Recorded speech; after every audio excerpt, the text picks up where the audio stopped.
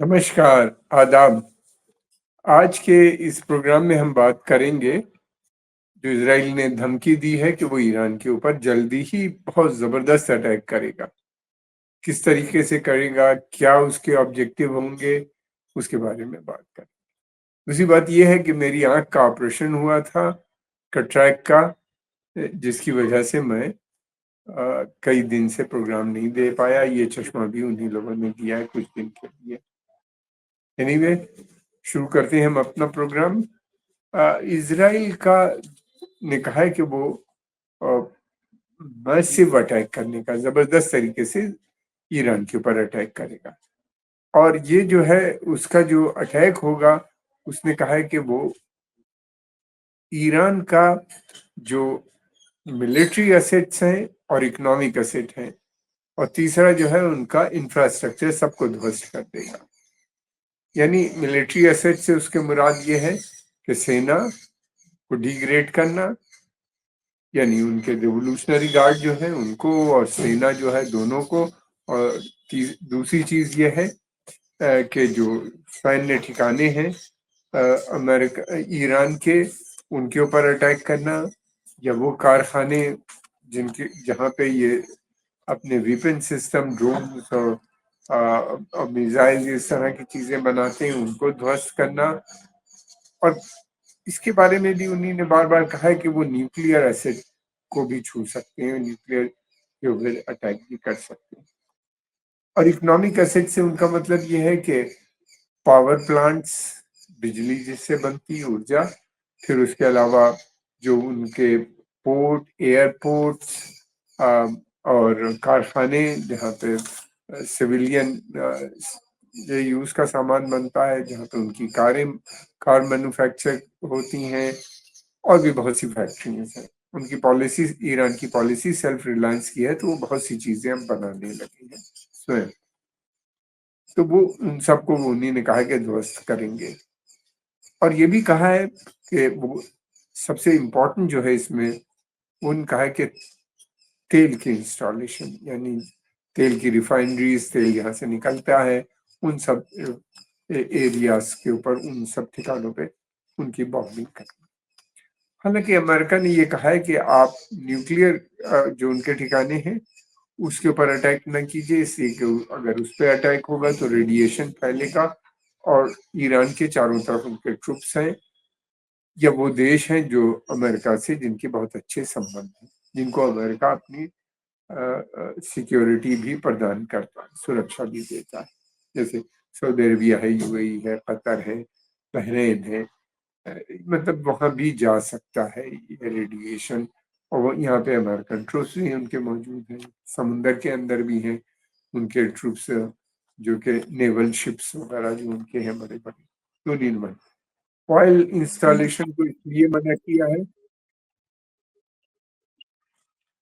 Oil installation को इसलिए मना किया, अगर तेल के ऊपर अटैक होगा तो इमीडिएटली तेल की कीमतें बढ़ जाएंगी, और कई गुना बढ़ जाएंगी, जिससे ट्रिलियंस ऑफ डॉलर का लॉस हो जाएगा इकोनॉमी का, अमेरिका की, पश्चिमी देशों का, इस समय दूसरे देशों का। इसलिए उन्हीं ने, वो चाहते ये हैं कि उसको भी अटैक न करें।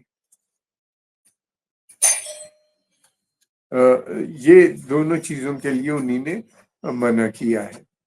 फिर साथ में ये भी है कि वो और भी बाकी बचा क्या जो इम्पोर्टेंट नहीं बचता है, यानी आर्मी के जो ठिकाने हैं, इंफ्रास्ट्रक्चर है, या सिविलियन एरियाज जो है, उनको निशाना बनाने की बात की है। इस तरीके से वो लगातार उनके ऊपर अटैक करेंगे। देखना ये है कि क्या इजराइल उनकी बात सुनेगा, ये आने वाला समय बताएगा। इसलिए कि हमने देखा है पहले भी कि इजराइल का जो हित होता है, इजराइल जिस चीज को तय करता है उस पर अमल करता है, वो किसी दूसरे मुल्क की बातों पे को नहीं सुनता। खासतौर से नेतन्याहू तो बिल्कुल इस किस्म के नहीं है कि वो बहुत ज्यादा सुने। तीसरी बात ये भी है, ये भी देखना होगा कि अमेरिका कितना प्रेशर डालता है उनके ऊपर। किसी के अगर अमेरिका बहुत प्रेशर डालेगा तो वो नहीं कर सकते, इसलिए कि इतना ज्यादा निर्भरता है अमेरिका के ऊपर इसराइल की, कि वो उसकी बात को मना नहीं कर सकती। सिर्फ स्टेटमेंट देने से काम नहीं बनेगा। अब ये देखना है कि ये इंफ्रास्ट्रक्चर उनका जो है बनाया है, रेल, रोड, एयरपोर्ट्स और सड़कें और इस तरह की जो सारी चीजें ईरान ने बनाई हैं वो बिल्कुल यूरोपियन स्टैंडर्ड की हैं और they are one of the finest हैं। अगर आप जाके देखें तो आपको यकीन नहीं आएगा कि ये कैसे सैंक्शन के अंदर उन्होंने डेवलप किया है और जिस तरीके से उन्होंने अपने मिलिट्री एसेट्स यानी को बनाया या और दूसरे ठिकानों को, दूसरी फैक्ट्रीज को, science, technology, space programme, nuclear programme, ये सब सैंक्शन के चलते उन्होंने खड़ा किया है और इसराइल का प्लान ये है कि इसको बिल्कुल ध्वस्त कर देने का है। अल्टीमेट गोल जो है उनका रिजीम चेंज का है, जिसके हम बाद में बात करेंगे ईरान के अंदर। एक और बहुत इंपॉर्टेंट बात है वो ये देखने की ये है क्या अमेरिका इस जंग को, युद्ध को ज्वाइन करेगा इमीडिएट या बाद में ज्वाइन करेगा या कैसे करेगा। इसी के पहले हमने देखा जब ईरान ने अटैक किया था, जब भी अटैक किया इसराइल के ऊपर, 2 ही बार किया है, तो अमेरिकन फोर्सेस जहां जहां थी उस रीजन में उन्हीं ने ईरानियन ड्रोन्स या ईरानियन मिसाइल्स जो थे उनको गिराने का काम किया। इस दफे क्या वो स्वयं इसराइल ईरान के ऊपर अटैक करेंगे उनके साथ मिलके? इसी के 43,000 उनके ट्रूप्स हैं और चारों तरफ उन्होंने डिप्लॉय कर रखे हैं। हमने पहले भी बताया था, पर्शियन गल्फ रीजन यानी जिसे खाड़ी के देश है उसमें है, फिर उसके अलावा इंडियन ओशन में भी है, लाल सागर, रेड सी में भी इनके फोर्स डिप्लॉयड हैं हूती से डील करने के लिए। हालांकि कल फिर उन्होंने 2 शिप अमेरिकन के गिरा दिए, डुबो दिए, फिर उसके अलावा ध्वस्त किए हैं। फिर उसके अलावा मेडिटेरेनियन सी में भी इसराइल को हिजबुल्लाह के अटैक से बचाने के लिए उधर भी डिप्लॉय किए। इतनी ज्यादा फोर्सेस हैं कि लगता यह है कि वो इसराइल के साथ वो भी ज्वाइन कर लेंगे बात को, अगर इसराइल के ऊपर ईरान अटैक करता है और उसको थ्रेट, उनको लगता है कि इसराइल को एक बड़ा नुकसान होने वाला है, वो अवश्य ज्वाइन करेंगे। वही नहीं बल्कि ब्रिटेन, फ्रांस और दूसरे देश भी ज्वाइन कर सकते हैं। इसराइल जो है वो जो है सबसे इम्पोर्टेंट चीज ये है कि इसराइल जो है वो अमेरिका का मोस्ट ट्रस्टेड ही नहीं बल्कि नेटो कंट्रीज का, आप समझ लीजिए, most trusted non NATO member ally है।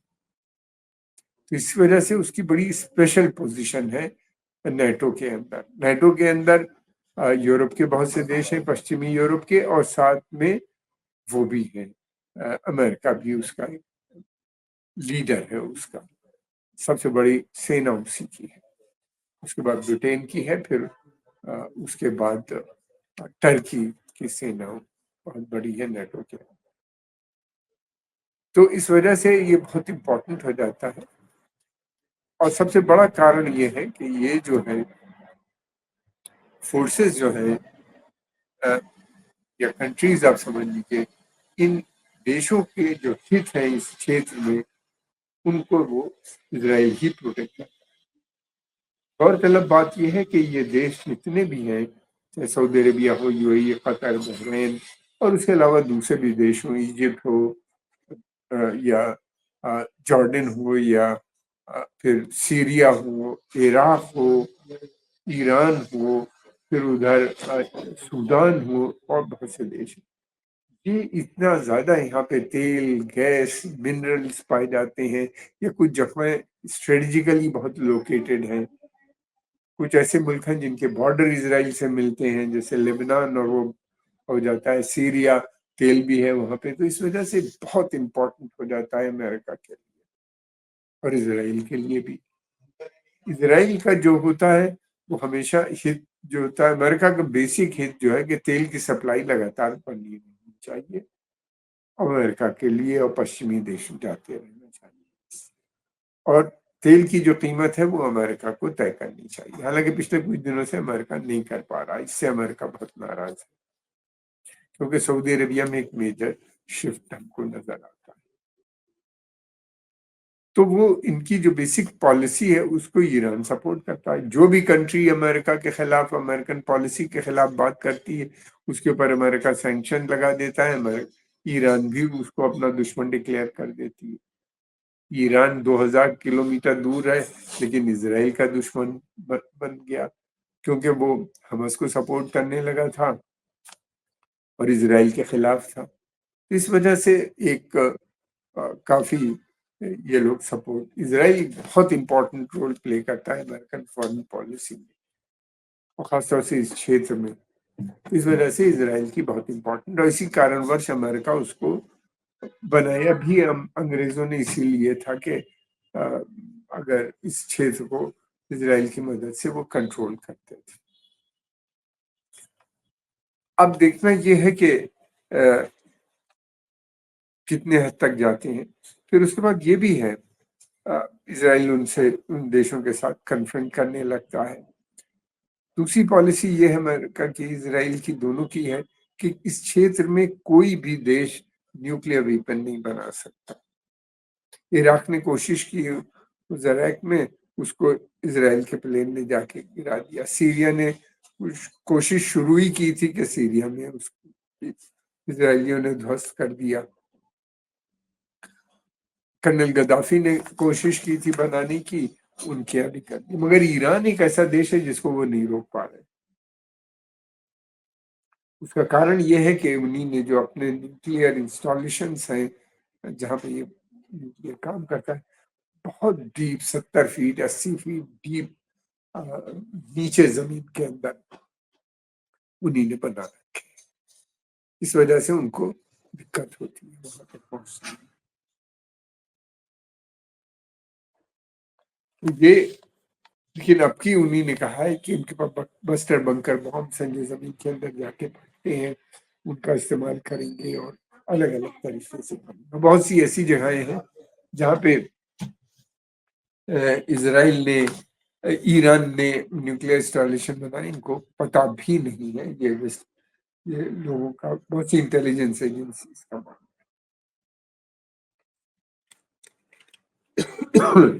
ऑब्जेक्टिव जो है वो बहुत बड़ा है इसराइल का। इसराइल का बेसिक ऑब्जेक्टिव जो है, उन्होंने कहा है कि वो रिजीम चेंज की बात करते हैं ईरान में, जो अमेरिका भी करता है। यानी इतना उसको ध्वस्त कर देंगे कि वहां पर रिवोल्ट हो जाए जनता का और रिजीम बदल जाए।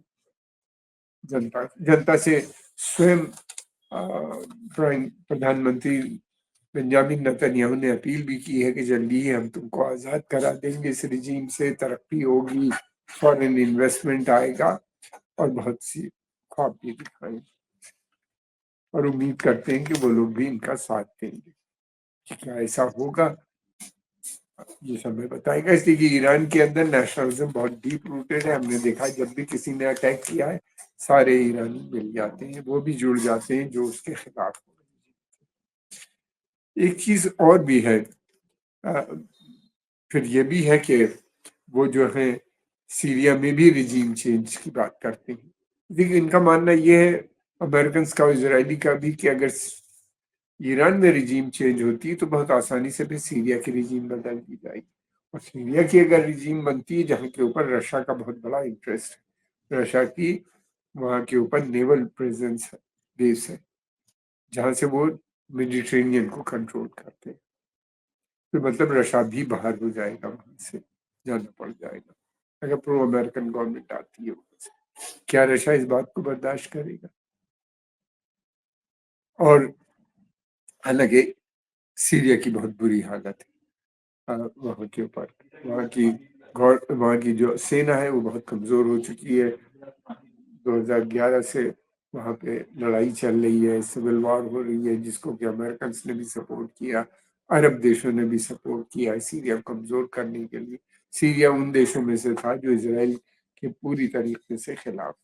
इराक, सीरिया, ये दो बहुत इंपॉर्टेंट देश थे जो अमेरिका के खिलाफ थे। हालांकि सद्दाम हुसैन ने कंप्रोमाइज कर लिया था ये इराक के साथ, ईरान इराक वार के बीच में, लेकिन सीरिया ने कभी कंप्रोमाइज नहीं। इराक से उनको डर लगा था कि कहीं दोबारा से सद्दाम हुसैन न बदल दें अपनी लाइन, तो इसलिए इराक को भी उन्हीं ने रिजीम को बदल दिया। अब उनको लगता है कि ये मौका अच्छा है, ईरान की रिजीम ही बदल दो तो सीरिया की भी बदल जाएगी, ईरान की तो बदलेगी साथ साथ में, और जितने आतंकवादी ग्रुप जिनको अमेरिकन कहते हैं वो भी ध्वस्त हो जाएंगे। ईरान इनको कहता है कि ये सब जितने हैं ये आर्क ऑफ रेसिस्टेंस के ग्रुप है, ये आतंक इसराइल के खिलाफ, इसराइल के आतंक के खिलाफ बने हैं, और ये अमेरिकन इजरायली पॉलिसी जो है उस क्षेत्र में उसको उसके खिलाफ काम करते हैं। दूसरी बात ये भी है कि ये ग्रुप जो है बहुत पुराने हैं, बहुत से ईरान के रिवोल्यूशन से पहले से।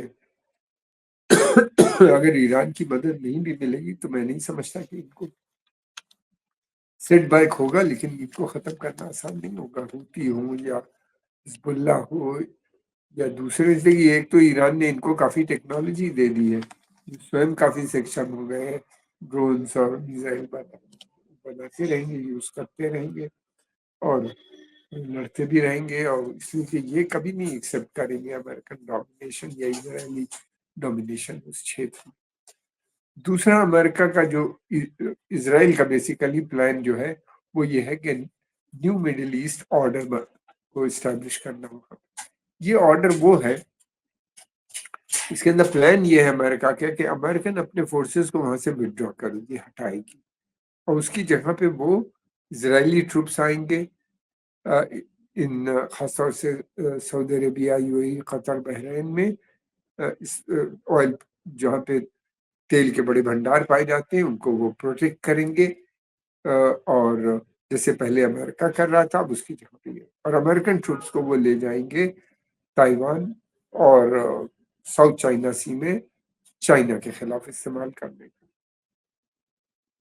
और वहां से चाइना को कंटेनमेंट का प्रोग्राम है जो कि ऑकस जो उन्हीं ने बनाया, जिसमें ऑस्ट्रेलिया, ब्रिटेन और अमेरिका की मिलिट्री वहां पे है, मिलिट्री अलायंस है, और क्वाड बनाया। बांग्लादेश में भी उन्हीं ने, जो कू हुआ है अभी कुछ समय पहले, बांग्लादेश पे भी प्रेशर है कि वो भी क्वाड ज्वाइन करे, यानी इंडो पैसिफिक के अंदर जो कंट्रीज बनी है चाइना के खिलाफ उसको ज्वाइन करने का उनका प्लान भारत के साथ मिलकर। भारत अभी तक मना करता है कि वो सेना सैन्य ग्रुप जो बना है वो उसको नहीं ज्वाइन करेगा। वो चाइना के खिलाफ जरूर है, चाइना की विस्तार नीति के खिलाफ है, मगर सैन्य जो शक्ति है या सैन्य इस्तेमाल, सेना का इस्तेमाल के वो विरुद्ध है। तो ईरान भारत का ज्वाइन करने का कोई सवाल नहीं करता, वो अभी तक रेसिस्ट कर रहा है। अब प्लान तो बहुत बड़ा है, दूसरी तरफ ये भी है कि उस अमेरिका को ये भी डर लग रहा था कि सऊदी अरेबिया जो सबसे पावरफुल देश है, जिसका बहुत ज्यादा इन्फ्लुएंस है अरब देश में, वो भी उसकी भी पॉलिसी में एक बदलाव